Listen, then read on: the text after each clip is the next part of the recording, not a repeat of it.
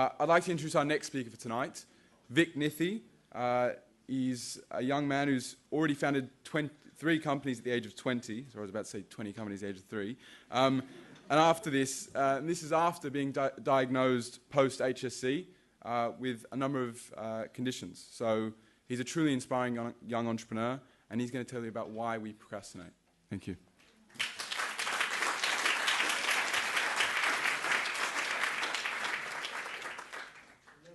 Following Mr. Turnbull.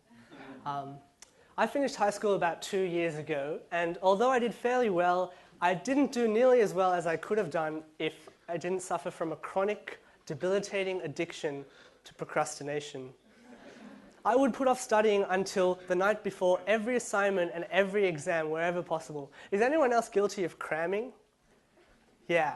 So you probably know how it feels to maybe take a 5-minute Facebook break before you start working and then realize that 3 hours have gone past. Or promise yourself that you'll start working tomorrow, every day for a week, tomorrow. It's not just studying that we procrastinate on. We procrastinate on things like doing chores. We procrastinate on thinking about our future. And we procrastinate on saving money and getting fit. So I think procrastination is a really serious problem because it's about not being able to bring ourselves to do the things that we know we want to do. So tonight, I'm going to talk to you about the reasons why we procrastinate and then hopefully give you some tips on how to overcome it if you can get around to doing that.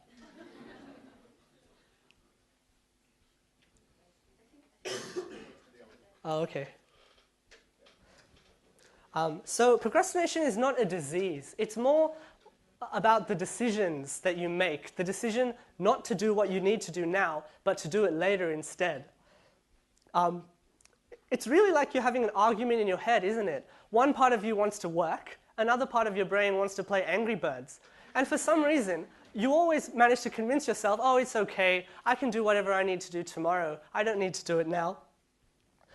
So as a psychology student, I have the opportunity to find out what exactly is going on inside our brains when we procrastinate. And I found that there actually is an argument in our heads between the limbic system and the prefrontal cortex.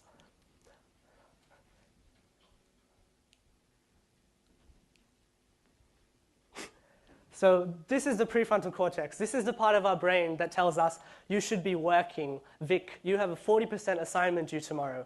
This is a higher level part of your brain. The other part of your brain involved in procrastination is the limbic system. So this is a more primitive part of your brain that wants to watch another episode of Gossip Girl before you start studying. So why is it that the limbic system always seems to win the argument? The answer lies in this deceptively cute part of the brain called the amygdala. The amygdala is the part of your brain that controls fear and anxiety and the fight or flight response to threatening stimulus. So for example, if you're in a jungle and you see a wild lion in the distance, what do? I have no idea. I've never seen a wild lion. But I have seen a teacher approach me when I haven't done my homework. And I think the response in the amygdala is quite similar. The first thing you do is freeze.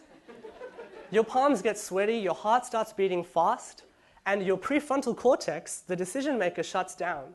Because if you see a wild lion in the jungle, you don't want a voice in your head to remind you that you have an essay to write.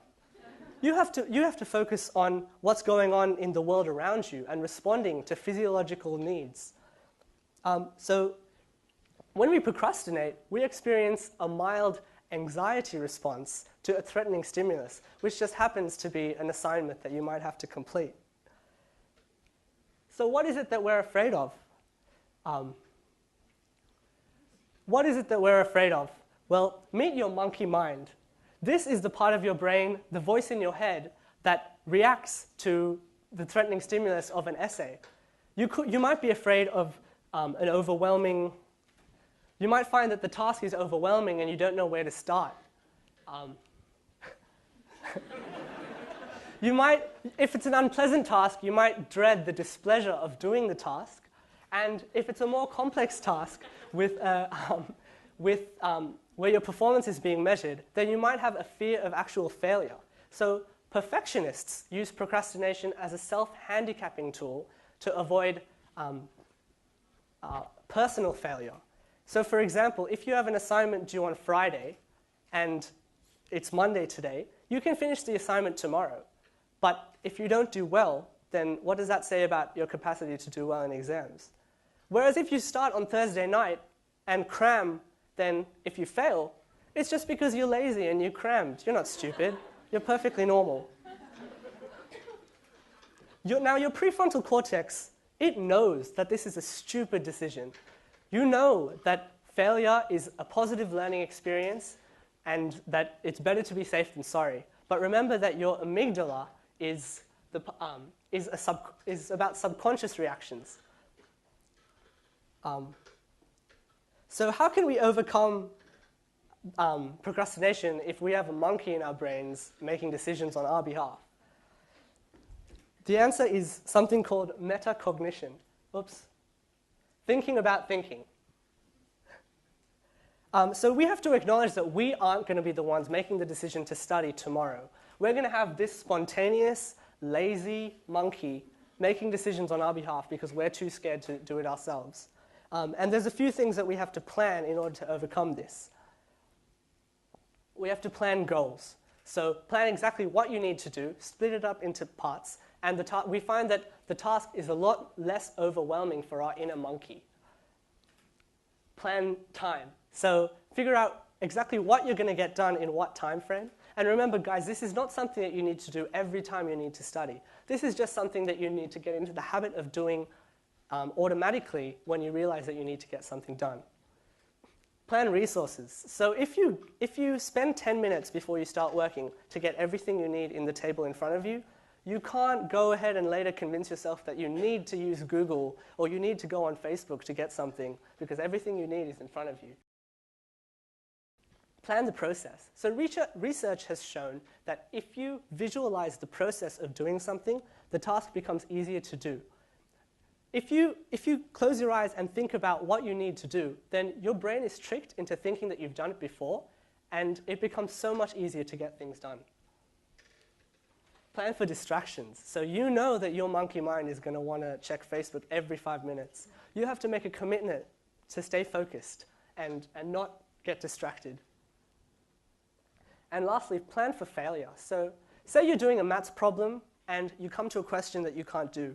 This is usually the time when people decide to take a 5-minute break. I know that the saying, don't give up, is cliched, but I think that when it comes to roadblocks, when we're trying to do something, it's especially relevant. And it's not just while we're studying, it's in every part of life. If we procrastinate when we come to a roadblock, then I don't think we're ever going to get around to solving the problem. You have to learn to grit your teeth and get through it. Oh dear. So this quote said, don't wait, the time will never be just right. And it's by Napoleon Hill. So I think as students, the number one reason why we tend to procrastinate is because we don't think the conditions are perfect for proactivity. We wait until the weekend to write an essay. We wait until we're in the zone to be creative. We wait until we have money to give to charity. I think that if we get into the habit of planning, thinking about thinking, and getting things done quickly, then the world becomes our oyster and our future will become a lot more prosperous. Thank you.